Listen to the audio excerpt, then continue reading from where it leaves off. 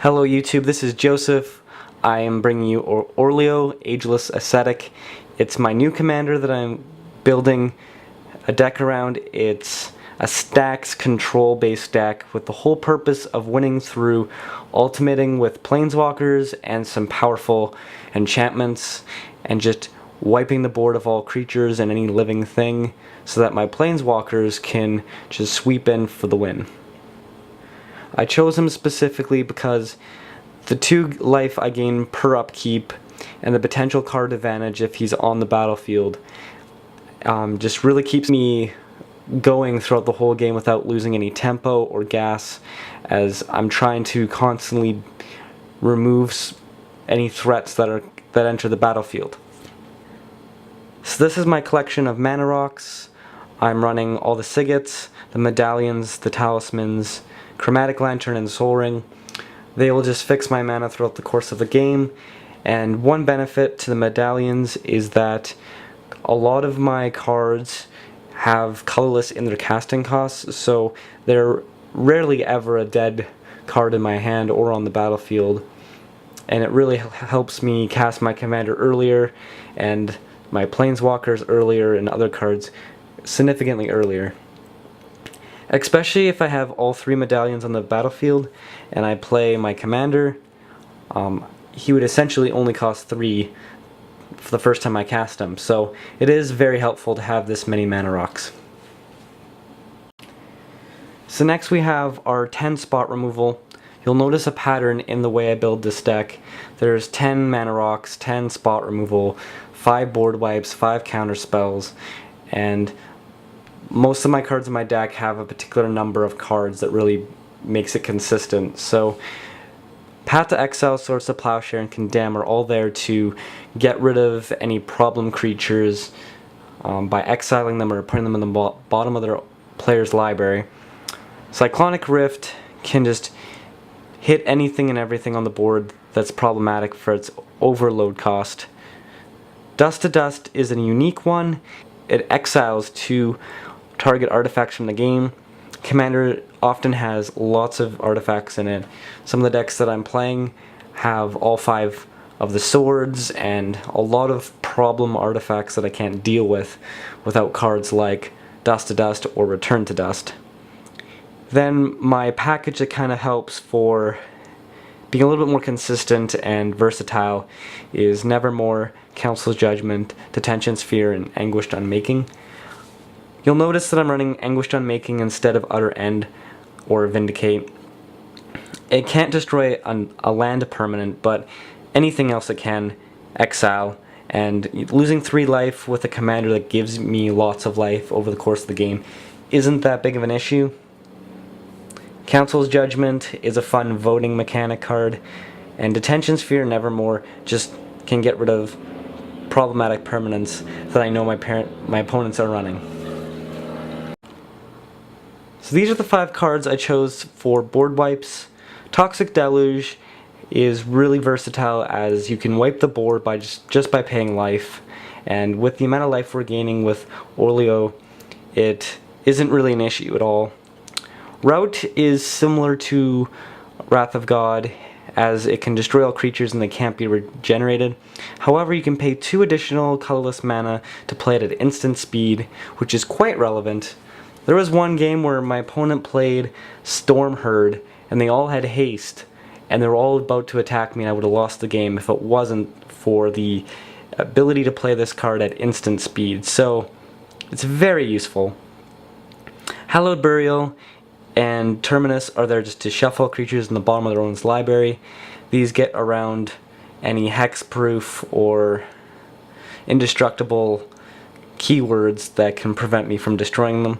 And Merciless Eviction is a very versatile board wipe, as it can exile artifacts and enchantments as well as planeswalkers. It's the one card that I have that can actually get rid of planeswalkers. These are my 5 counter spells. One thing to note is that most of them are 3 casting cost, except that with the medallions that I'm running, I can actually lower blue spells by 1 colorless mana, so it actually makes them all essentially like 2 casting cost counter spells. So we have the cliche one, Counterspell. We have Hinder, Spell Crumple, Dissipate, and Void Shatter. They don't only just counter a spell, but they can also put that spell on the bottom of their owner's library, or exile it, or whatever. Ways to permanently get rid of an issue, as in Commander there's a lot of graveyard recursion, there's a lot of cards that can get those spells back, so just being able to exile it or shuffle it back to the bottom of their library can be extra powerful against certain types of decks. So I'm running a total of 16 cards that kind of tax or make the playing field a wasteland or kind of hinder my opponent in some way. So this is the first 8 of them. Except Exsanguinate, it's more of a miscellaneous card, so I put it into this category, as it can just win you the game out of nowhere.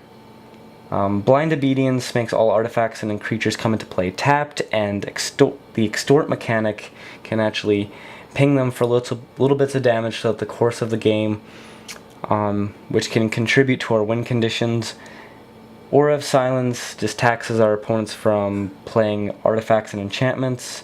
Propaganda and Sphere of Safety tax them from attacking us. Ward of Bones is really unique and doesn't see as much play as it should, but with our deck only running one creature, which is our commander, it actually makes it so that your opponents can't cast any creature spells, so it is very powerful. And if we're ever in a game where we're low on mana, or whatever the case is, that your opponents can't play more artifacts, enchantments, or lands than you is also really nice, especially after board wipes. Karmic Justice just makes it so that your opponents have to be cautious if they destroy your permanents. And Mindlock Orb is a unique one. I chose to run no tutors in this deck because I wanted to be a little bit more sporadic and random, because that's one big reason why I love playing Commander, is that it's not as consistent as Modern or Standard. So Mindlock Orb is there to just ruin any of my opponent's fetch lands or tutor spells, which are very evident and frequent in Commander. So this is the second batch of Death and Taxes cards. Overburden combos very nicely with Polluted Bonds. Whenever a land comes into play an opponent controls, that player loses 2 life and you gain 2 life. While Overburden has whenever a creature comes into play, they return a land to their hand. So it forces them to keep replaying their lands and keep taxing themselves and burning themselves by playing lands. And then comboing with Tainted Aether, whenever a creature comes into play, its controller sacrifices a creature or land. So those 3 cards together just make it really hard for creatures to live, and whenever your opponent plays a land, plays a creature, it just hurts them in some way, and it's very oppressive. No Mercy and Lethal Vapors both make the playing field a wasteland, destroying lots of creatures. Humility makes all creatures lose abilities and become 1/1 creatures. Eventually I want to get this legendary enchantment, I forget the name of it, but it makes all creatures get -1/-1, and that would combo really nicely with Humility as another win condition. And Exquisite Blood and the Bond both combo nicely to create an infinite life gain loop. Whenever an opponent loses life, you gain that much life, and whenever you gain life, target opponent loses that much life. It's ideal to have both these on the battlefield at the same time, but even if you just have one piece, a lot of other cards in the deck can actually utilize these cards to hinder your opponent a lot more. But both of them together is really powerful. So these are the cards that are designed to draw us lots of cards. As you noticed before, I have Mindlock Orb, so I can't run tutors in the deck because then I can't search out cards, I can't search my library. So instead of running tutors, I decided to go with abilities like Scry and drawing cards. So Crystal Ball lets me scry the top 2 cards in my library, which is really nice with Future Sight when I can play the top card of my library, so those together really combo nicely.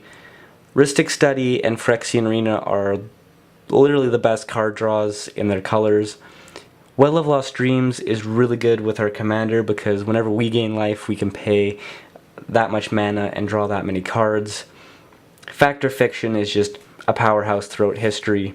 Sphinx's Revelation is great in the late game because it can draw us lots of cards and gain us lots of life. And the Archive combos really well with our commander. Just to give you another look at our commander, it's that at the beginning of each upkeep you gain 2 life, and if he's on the battlefield, whenever you draw a card, whenever you gain a life, you can pay a colorless mana to draw a card. So both those abilities really combo nicely with the Archive, where we gain twice the amount of life and draw twice the amount of cards. So before I show you my win conditions to the deck, the Planeswalkers, I'm going to first kind of highlight some of the best land in the deck. We have a combo with Urborg and Cabal Coffers where it just makes all your land swamps, and then all your swamps can just ramp you out of with Cabal Coffers. Strip Mine is a very versatile card, just having some way of removing that problematic land that your opponents are playing. Temple of False God just ramps you in the late game. And then Command Tower, Mana Confluence, Arcane Sanctum, and Dramar's Cavern are all just land that can produce you any one of your colors, and they're all just very versatile. Other than these land, I'm running 10 basics, 4 plains, 4 islands, and 2 swamps, and then I'm running a total of 37 land in total. There's 6 land that produce both islands and plains, 6 that produce swamp and plains, and 6 that produce swamp and islands. Just some of the generic stuff. So I won't show you each and every card. So this is what you've all been waiting for. These are our 8 Planeswalkers. These are the cards that are going to win us the game and can just win out of nowhere. Take special note that with the amount of cards that we're running that destroy creatures, our board wipes, and just the way in which you're trying to make the playing field desolate and lifeless, we're not going to see too often creatures actually attacking our Planeswalkers, so they are relatively safe. It's more concerning about burn spells, which aren't as common in Commander. So our Planeswalkers often do ultimates, so each one of their abilities is very relevant. Ashiok can exile cards and then recast them later in the game. Narset can rebound spells and give us card advantage with her first ability. And Narset's last ability, where your opponents can't play non-creature spells, is just so oppressive because we make it so they can't play creatures, and then if they can't play non-creature spells, they basically instantly lose the game, so that is very powerful. Jace and Obnixilis, they just draw us cards, and they can get rid of target creatures and by either destroying them or returning them to their owner's hand. Yeah, next we look at Sorin. Sorin has lots of relevant abilities. Revealing the top card of your library with the amount of scrying that we can do often lets us do quite a bit of damage to our opponents, and his negative X ability is another way that we can get rid of problem Planeswalkers, so it's very versatile. And his ultimate is basically Stormherd, and with the amount of life gain we are going to have opposed to our opponents, we might have like 60-70 life by the time Sorin hits the field. And when we can ultimate, that's often that we'll just end the game. And then Karn and Ugin are the 2 best Planewalkers in the game.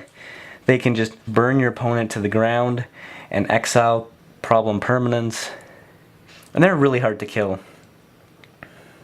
Anyways, these are our Planeswalkers. Thanks for watching this video. I hope you learned a lot. I would love to hear your suggestions, your comments. Hello, this is Joseph. Thanks for watching another video. I really appreciate it. Click the subscribe button below if you like this content, and I would love to hear back from you. So leave comments below and click that like button. It helps a lot. Thank you.